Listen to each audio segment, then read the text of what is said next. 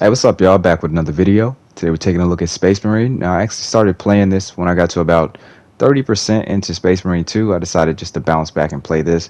And the first thing I noticed was like a lot has changed between the two games. Now, this isn't a video to where I'm hating on Space Marine 2. This is just everything that I liked about Space Marine 1 that sadly did not return for Space Marine 2. The first thing I think is worth mentioning is the change of developers. Space Marine 2 was developed by Saber Interactive. These guys are known for the World War Z game, while the original Space Marine was developed by Relic Entertainment. These are the same people that gave us the first 3 Dawn of War games, along with multiple standalone expansions. And in my opinion, their experience from these previous games gave them a better understanding of the universe in the source material. I also think that they were trying to make a different game than Saber. Space Marine 1 feels a lot more strategic, and I'll get into that later into the video.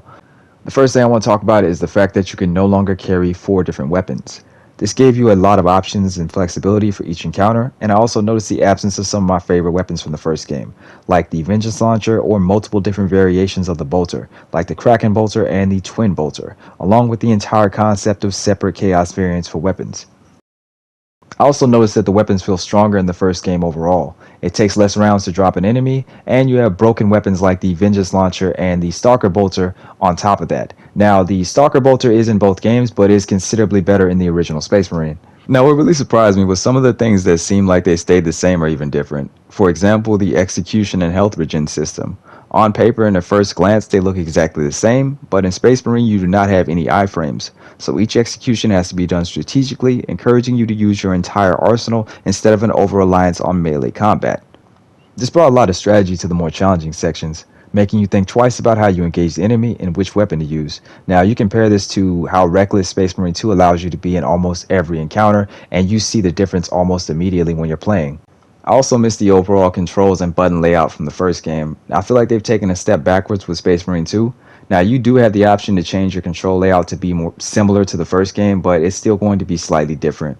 I noticed a little bit of a delay with Space Marine 2 the second I started playing it. I just felt like I wasn't turning, moving, or dodging fast enough, and there was a delay when transitioning from shooting to melee and vice versa.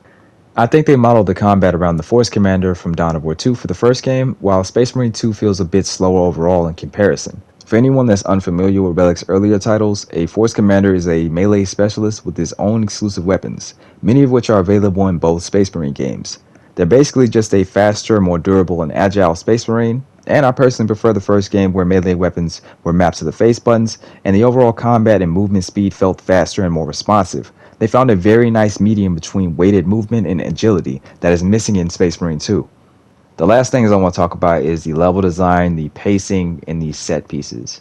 I feel like all of this was done better in Space Marine 1. I like playing through the levels more. I love the set pieces. They actually break up the monotony. I like the way that they did the pacing. It's just, I kind of had moments, especially towards the end of Space Marine 2, to where it's like, I felt like it was a bit of an overdose to the core gameplay. I found myself doing the same combo over and over again. I found myself going through the same loop where I never really experienced that with Space Marine 1. And it was for a lot of reasons.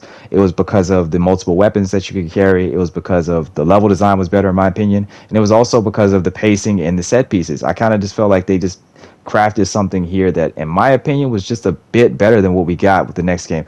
In closing, I want to say that I actually did enjoy Space Marine 2. I could do a video on the things that they improved upon, but I kind of just wanted to talk about some of the things that I missed from the first game after playing it again, and just about how much of a hidden gem this is. Like, if you like Space Marine 2, you should definitely try Space Marine 1. Now, I feel like this is a little different. It feels a little different than Space Marine 2, but for the most part, this is the same game, and in my opinion, I feel like it's better than the sequel.